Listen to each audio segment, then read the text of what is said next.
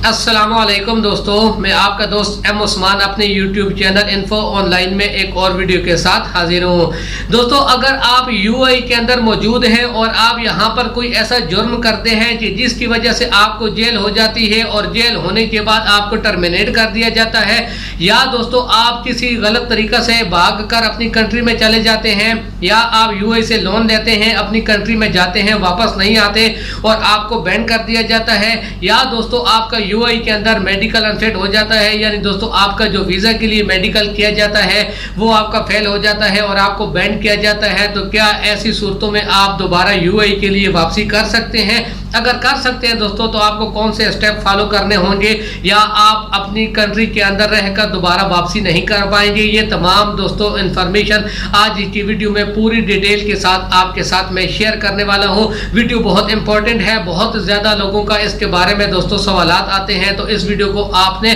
बराबर देखना है, ध्यान से देखना है, ताकि आपके मन में भी कोई ऐसा सवाल है तो वो क्लियर हो सके। वीडियो पसंद आए तो लाइक ज़रूर करें, अपने फ्रेंड्स के साथ शेयर भी कर दें। मेरे चैनल के ऊपर आप नए आए हैं तो सबसे पहले तो सब्सक्राइब करें, ताकि इसी किस्म की मजीद मालूमाती वीडियोस भी आपको पहुंचती रहे हैं। तो दोस्तों सबसे पहले मैं आपको ये बताता चलूं कि अगर आप UAE के अंदर कोई ऐसा जुर्म करते हैं दोस्तों, चाहे आप यहाँ पर दोस्तों चोरी करते हैं, कोई आदमी आपके हाथ से जख्मी हो जाता है, या आप अपनी कंपनी के अंदर, अपने ऑफिस के अंदर दोस्तों कोई ऐसी गलत हरकत करते हैं जिसकी वजह से आपको जेल जाना पड़ता है, तो ऐसी सूरत में दोस्तों जब आपका सजा का टाइम पूरा हो जाएगा तो आपको टर्मिनेट कर दिया जाता है। हल्की फुल्की दोस्तों आपकी अगर कोई सजा है और आपके ऊपर केस साबित हो चुका है तो फिर भी दोस्तों आपको टर्मिनेट करने के चांसेस ज्यादा होते हैं, लेकिन अगर आपका जुर्म कोई बहुत बड़ा है और आपके ऊपर केस दोस्तों जो है वो भी साबित हो चुका है और उसकी बाकायदा आपको कोर्ट ने दोस्तों सजा भी दी है, यानी आपको 1-2 साल के लिए सजा भी मिली है,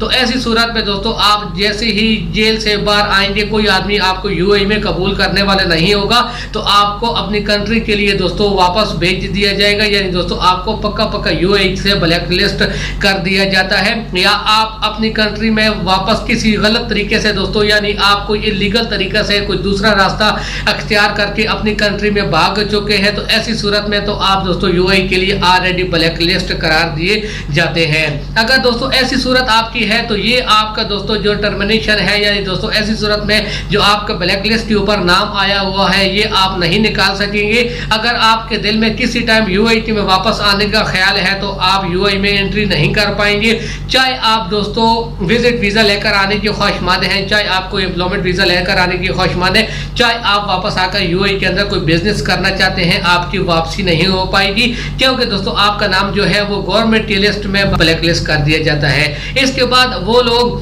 जो कि लोन लेते हैं UAE से और अपनी कंट्री में जाते हैं, वापस नहीं आते, उनके लिए दोस्तों रास्ते होते हैं वापस आने के, और उसका तरीकाकार जो है वो ये होता है कि सबसे पहले आपने जिस जगह से लोन लिया है उसके साथ आपने कांटेक्ट करना होता है। चाहे दोस्तों आपने किसी बैंक से लोन लिया है, किसी कंपनी से लोन लिया है, या दोस्तों किसी दूसरे प्राइवेट अदारे से आपने लोन लिया है, आप सबसे पहले उनके साथ कांटेक्ट करते हैं, क्योंकि दोस्तों जैसे ही आप लोन लेकर UAE से बाहर निकल जाते हैं, आप कुछ अरसा तक वापस नहीं आते, उसके बाद आपका नाम एक एयरपोर्ट के ऊपर दोस्तों लिस्ट में डाल दिया जाता है। जैसे ही आप एयरपोर्ट में पहुंचे हैं, आप UAE में एंट्री करते हैं तो आपको पकड़ा जाता है और आपके ऊपर दोस्तों बाकायदा से केस चलना शुरू हो जाता है। अगर आप वापस आने के ख्वाहिशमंद हैं तो जितना आपने लोन लिया है वो तमाम लोन आपने अदा करना होता है। उन अदारों के साथ जहां से आपने लोन लिया होता है, यहाँ से आपने कर्जा लिया होता है, उनके साथ आपने कॉन्टेक्ट करना होता है, उनको अपने आपने दोस्तों आने के बारे में बताया होता है, और इस सूरत में वो आपका नाम दोस्तों वहां से कुछ रिलीफ आपके लिए हासिल करते हैं।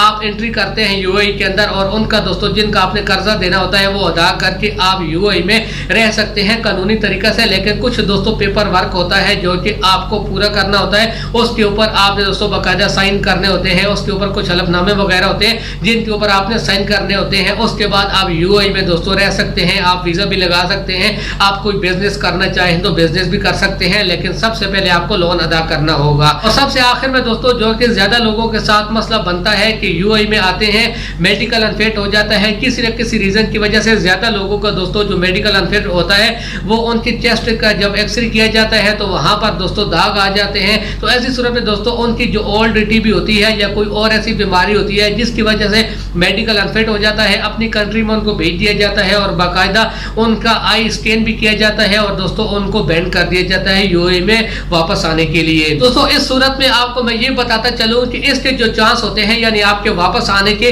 वो 50-50 होते हैं। 50-50 का मतलब दोस्तों ये है कि सबसे पहले तो आपको अपनी कंट्री के अंदर जो कि गल्फ कंट्री से दोस्तों रिलेटेड हॉस्पिटल्स हैं यानी दोस्तों वो वेरीफाइड हैं, आपने वहां पर अपना मेडिकल करवाना होता है। मेडिकल दोस्तों अगर आपका क्लियर है यानी जिस रीजन से आपको यूएई के लिए बैन कर दिया गया है वो रीजन दोस्तों आपको खत्म करना होता है। यानी आपके अगर दोस्तों छाती का एक्सरे करने के टाइम अगर आपके निशान आते हैं, दाग आते हैं, आपको कोई पुरानी बीमारी थी, कोई टीबी वगैरह आपको बचपन में हुई या किसी टाइम हुई तो उसके निशान आते हैं, तो सबसे पहले दोस्तों ये चीज खत्म करनी होगी और इसको आप लीगली खत्म करेंगे। यानी दोस्तों ये नहीं है कि आप डॉक्टर्स के साथ मिल मिला के अपना मेडिकल का सर्टिफिकेट बना लें जो कि दोस्तों क्लियर हो, ऐसा नहीं है, बल्कि आपने रियल सर्टिफिकेट बनाना है। अगर उसके अंदर कोई बीमारी नहीं है तो उसके बाद दोस्तों आपने वो सर्टिफिकेट और उसके साथ आपने अपनी कंट्री का दोस्तों आपका जो इंटीरियर मिनिस्टर होता है उसकी स्टैंप लगती है उस पेपर के ऊपर और उसके बाद दोस्तों वो पेपर जो कि इस बात का हलफनामा होता है, एक सबूत होता है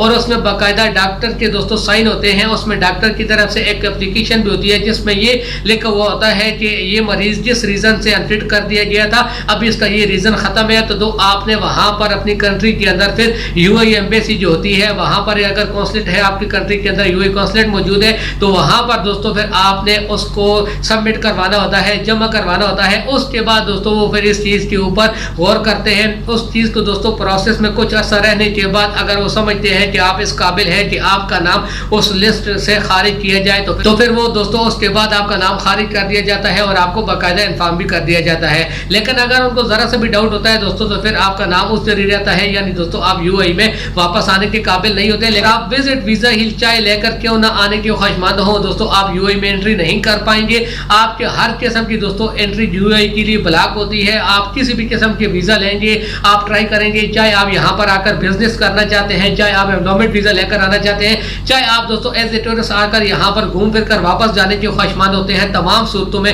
आपकी एंट्री यूएई के लिए बैंड होती है, आप यहाँ पर एंटर नहीं हो पाएंगे। तो ये थी दोस्तों आज की वीडियो, उम्मीद आपको पसंद आई होगी। अगर पसंद आई तो प्लीज इसको लाइक जरूर करें, अपने फ्रेंड्स के साथ शेयर भी कर दें। वीडियो देखने के लिए आप सब दोस्तों का बहुत बहुत शुक्रिया।